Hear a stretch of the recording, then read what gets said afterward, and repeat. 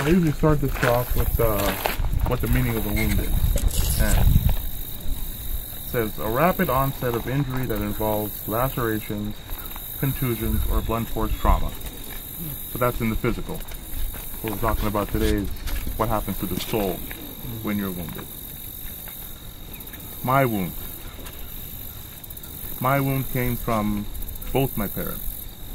I grew up, for the most part, the first 5 years of my life, everything was great. My mom and dad, they were there for me, they were taking care of me. But obviously at that age, you really don't know that much, right? And then came to find out that my mom had an illness. My mom had a mental illness. So we were fine, just past that.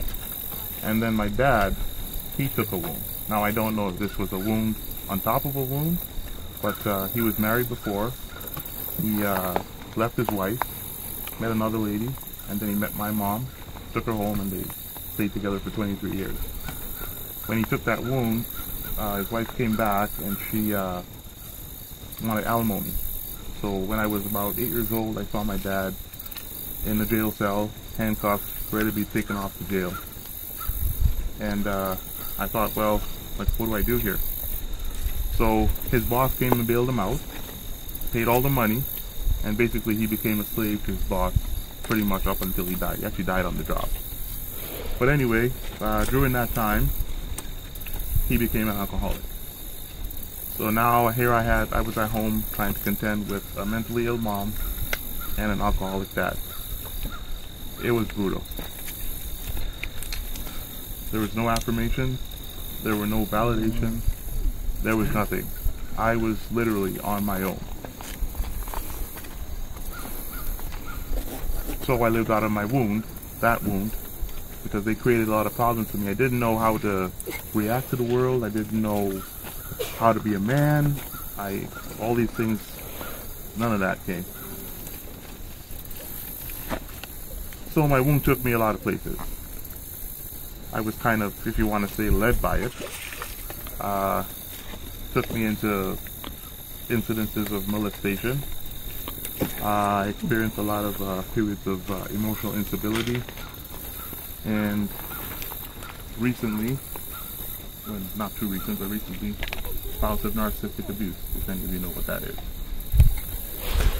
So it left several gaping holes in my soul, in my heart, and I want to say that on some level, the way I feel about it was like I was almost dehumanized by this.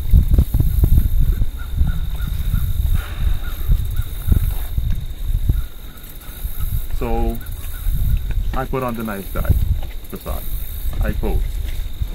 It's not that I did it intentionally, but I figured if I was a nice guy, if I did nice things to people, everybody would say, okay, he's a really good guy. But underneath that, I was scarred.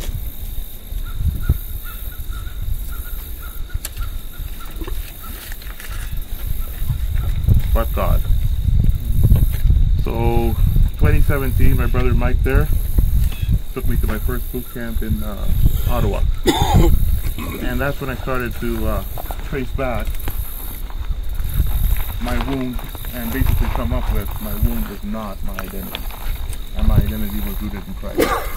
Now I've had to learn a lot of lessons along the way through that, but for the most part, I actually got saved when I was 9 years old. So for the most part, God was always with me. God put people in my life that would be like guides for me. I didn't notice all this until I actually went into the Word and I started reading and I started understanding, you know, who the Holy Spirit was and how much of an impact He can make in your life, even though you're going through having all these troubled times.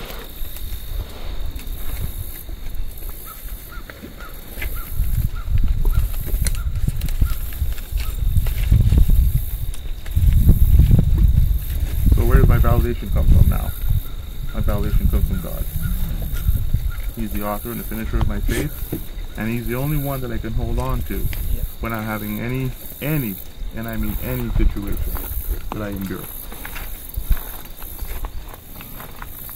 He's blessed me with a beautiful wife and children, and I did make agreements when I was younger that I would have all these things, but I didn't know if there would be a cost. But God has worked it out so much so that I've been free from that, and that I'm able to live in liberty. And I consider these things to be privileges rather than rights. I will say that throughout all the things that I've been through, and I can't go into detail, I should not be standing here right now, but God. So I encourage you guys, no matter what, trust in Him. Yes.